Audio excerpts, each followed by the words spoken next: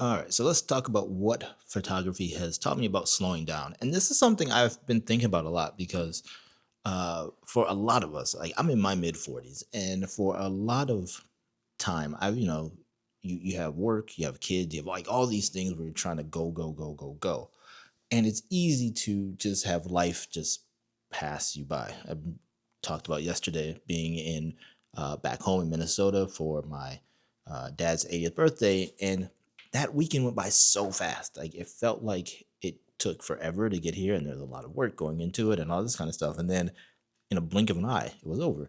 But what photography has taught me and has showed me is like how to be in the moment, how to be present. That's something that I'm not perfect at. I am. It is still a work in progress. But the older I get, the more I realize that a lot of the chasing and the trying to find, I always say trying to find the epic views or the perfect pictures. It it doesn't really matter. It's like what matters are the quiet moments. Like right now, it's the first day of school, and I took a picture of my kid holding up his sign of like hey, what grade he's in and what he wants to be. And we've been doing that since kindergarten. And before, I would stress about like what camera I'm going to use, making sure it's a perfect light and all this kind of stuff. And this time, this morning, it was let me just grab my phone, put it in portrait mode, take a couple pictures, and that's it. Because as we've talked about before, like, you know, when he's done with school in a few years here and we are able to look back at all these pictures, no one, including myself, is going to think, like, oh, what camera was I using or what settings or any of this kind of stuff. It's like, oh, it's cool. He's been wanting to be the same profession since first grade through hopefully the end of his high school years. Or, if it changes, like maybe I think the next couple of years it changed, but photography has just helped me slow down, helped me see things that I would normally walk past. Like there's so many times I've seen slugs or something's caught my eye, and it's like a little caterpillar going from one leaf to another. And again, it's not like I'm just using examples, but I've noticed the details, and I've been able to be in the moment more, like because you can't choose the moment. I heard this, I did not come up with this, but so I heard someone say you can't choose the moment, but you can only be present in the moment.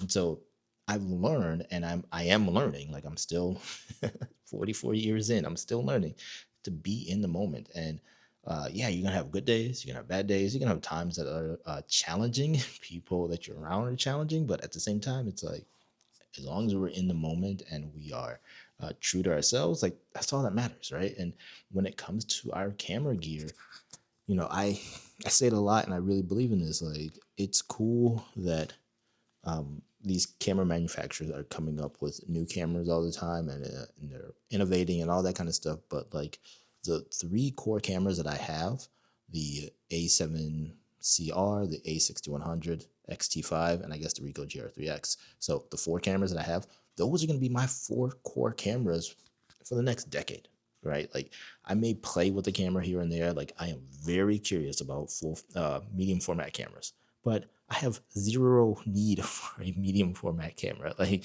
it's more for just Kwame's enjoyment and pleasure about it. But I'm not gonna obsess over it, and I'm not gonna think my pictures aren't good enough because I don't have that type of camera. Like that makes no sense. So at the end of the day, it's really just about being in the moment and enjoying the present. It's if you've read my, I think it was like maybe a week or two ago, Substack newsletter about being in the moment and being present, because for a lot of time I wasn't there.